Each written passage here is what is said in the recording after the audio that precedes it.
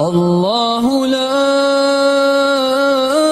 الہ الا ہوا لہ الاسماء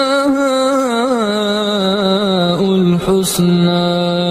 اعوذ باللہ من الشیطان الرجیم، بسم اللہ الرحمن الرحیم۔ وَلَقَدْ نَصَرَكُمُ اللَّهُ بِبَدْرٍ وَأَنْتُمْ أَذِلَّةٌ۔ صدق اللہ العظیم وصدق رسولہ النبی الکریم الرؤوف الرحیم۔ اللہم صلی علی محمد وعلی آل محمد وبارک وسلم۔ 1000 فرشتوں کے ساتھ ایک بار پھر اسی طرح نبی کریم علیہ الصلوۃ والسلام نے اللہ رب العزت کی بارگاہ میں دعا مانگنا شروع کر دی۔ اے اللہ، اگر یہ کافر مسلمانوں کے اس گروہ پر غالب آ گئے تو شرک غالب آ جائے گا اور پھر تیرا دین قائم نہیں ہو سکے گا۔ حضرت سیدنا صدیق اکبر نے عرض کی، اے میرے آقا، باخدا اللہ آپ کی ضرور مدد فرمائے گا۔ اللہ تعالیٰ نے اسی وقت 1000 فرشتے نازل کیے جو قطار در قطار نازل ہوئے اور دشمنوں کو اپنے گھیرے میں لے لیا۔ اس وقت رسول مکرم صلی اللہ علیہ وآلہ وسلم نے فرمایا، اے صدیق مبارکباد، یہ ہے جبریل جو زرد امامہ باندھے گھوڑے کی باگ پکڑے آ گئے ہیں اور آسمان و زمین کے درمیان کھڑے ہیں۔ پھر وہ نیچے اترے اور ایک ساتھ مجھ سے غائب ہو گئے، پھر ظاہر ہوئے۔ اس وقت ان کے پاؤں پر گرد جمی ہوئی تھی اور عرض کی، جس وقت آپ نے اپنے رب کو پکارا تو اللہ تعالیٰ کی نصرت آپ کے پاس آ گئی۔ غزوہ بدر کے اندر اللہ نے اپنا وعدہ پورا کیا، فرشتوں کے ذریعے مسلمانوں کی مدد فرمائی، مسلمانوں کو فتح نصیب ہوئی، کفار کو شکست ہوئی۔ آئیے ایک خوبصورت واقعہ غزوہ بدر کا سماعت فرمائیں اور حضور نبی کریم علیہ الصلوۃ والسلام کی شان، آپ کے کمالات جو بدر کے میدان میں واضح ہوتے ہیں۔ امام بخاری اور امام مسلم نے حضرت انس سے روایت کیا کہ حضرت حارثہ غزوہ بدر میں شہید ہوئے۔ انہیں کسی نامعلوم شخص کا تیر لگا تھا جس سے ان کی وفات ہوئی۔ ان کی ماں بارگاہ رسالت میں حاضر ہو کر عرض اس نے کیا کہ یا رسول اللہ، مجھے بتائیے کہ میرا بیٹا حارثہ کہاں ہے؟ اگر وہ جنت میں ہو تو پھر میں صبر کروں گی، اور اگر نہیں تو پھر میں جی بھر کر اس پر نوحہ کروں گی۔ ابھی تک میت پر نوحہ کرنا ممنوع نہیں ہوا تھا۔ رحمت کائنات صلی اللہ علیہ وآلہ وسلم نے اسے فرمایا، تیرا بھلا ہو، ایک جنت نہیں 8 جنتیں ہیں اور تیرے بیٹے کو فردوس اعلیٰ میں جگہ عطا فرمائی گئی ہے۔ اس صحیح حدیث سے معلوم ہوا کہ نگاہ نبوت نے لمحہ بھر میں 8 جنتوں کا مشاہدہ فرما لیا، اور اس خاتون کا بیٹا جہاں تھا اس کو دیکھ کر اس کی ماں کو آگاہ فرما دیا۔ نگاہ مصطفیٰ صلی اللہ علیہ وآلہ وسلم کی قوت کا اندازہ لگائیے، پل بھر میں 8 جنتوں کا جائزہ لے کر بتا دیا کہ اس بوڑھی خاتون کا شہید بیٹا کہاں تشریف فرما ہے۔ غزوہ بدر کے اندر کفار کے بڑے بڑے سردار مارے گئے، اور نبی رحمت نور مجسم صلی اللہ علیہ وسلم نے اس کنویں پر، جس کنویں کے اندر ان کفار کی لاشوں کو پھینکا گیا، آپ نے کھڑے ہو کر ندا دی، اے ابو جہل، اے امیہ، اے عتبہ، اے شیبہ، اگر تم اللہ اور اس کے رسول کی اطاعت کرتے تو کیا تم آج مسرور نہ ہوتے؟ جو اللہ اور اس کے رسول نے تم سے وعدہ کیا تھا، کیا اس وعدہ کو تم نے سچا پایا؟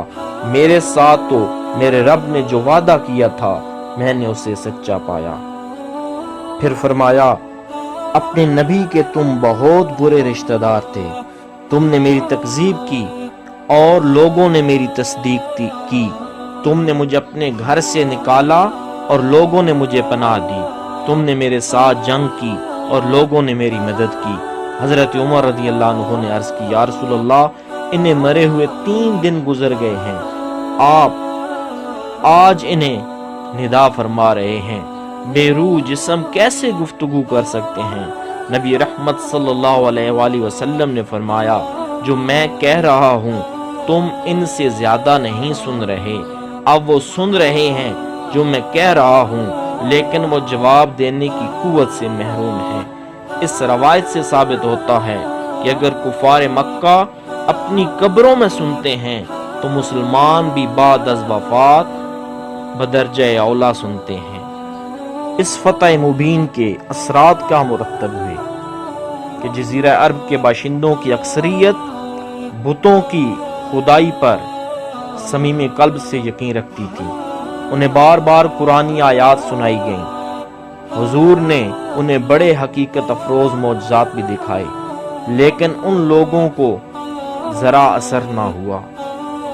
اس مارکہ حق و باطل میں باطل کی شکست فاش نے ان تمام حجابات کو تار تار کر دیا جو حقیقت کے روئے زیبا کو چھپائے ہوئے تھے۔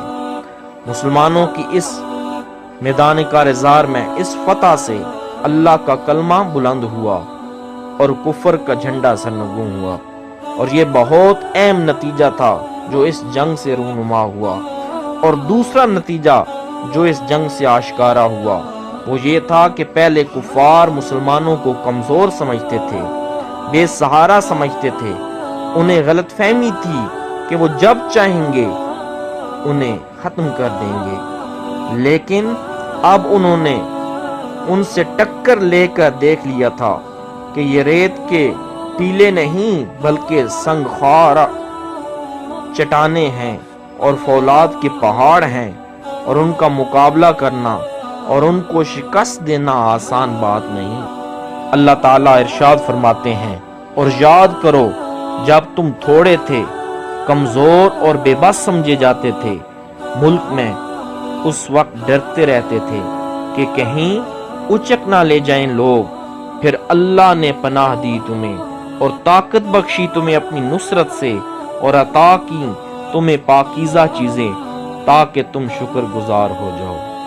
آخر میں اصحاب بدر کی شان میں ایک حدیث مبارکہ سماعت فرمائیں۔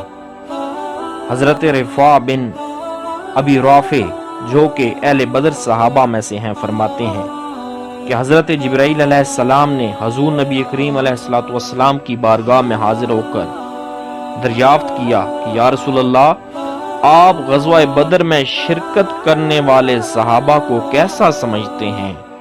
نبی کریم علیہ السلام نے فرمایا، میں انہیں مسلمانوں میں سب سے افضل شمار کرتا ہوں، یا ایسا ہی کوئی دوسرا کلمہ استعمال فرمایا۔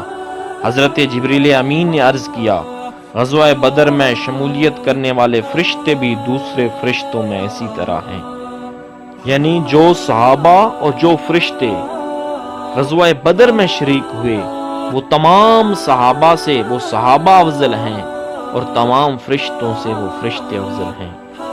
اللہ رب العزت سے دعا ہے اللہ پاک ہمیں بھی اصحاب بدر جیسا ایمانی جذبہ عطا فرمائے۔ میں اپنی گفتگو کو، اپنی بات کو علامہ اقبال کے اس شعر سے مکمل کرتا ہوں کہ فضائے بدر پیدا کر فرشتے تیری نصرت کو، اتر سکتے ہیں گردوں سے، کتار اندر کتار اب بھی، وما علینا الا البلاغ۔